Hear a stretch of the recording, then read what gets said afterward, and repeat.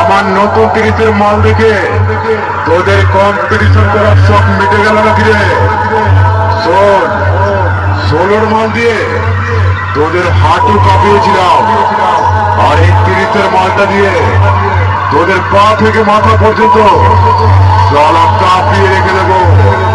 বুঝলি পাগলা? আমার নামটা জানিস তো? আমি সেই রয়ের মোর হুগলির ভোলে বাবা সাউ।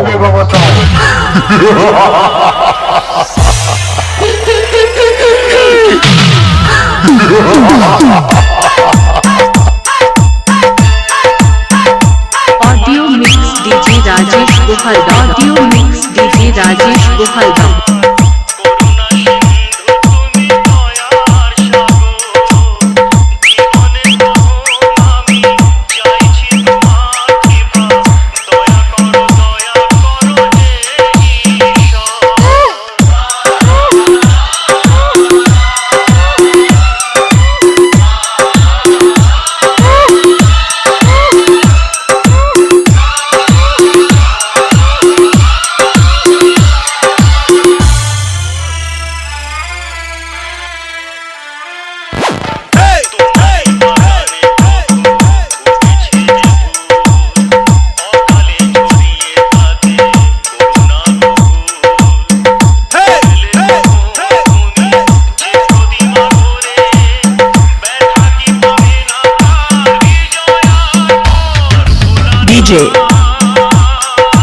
DJ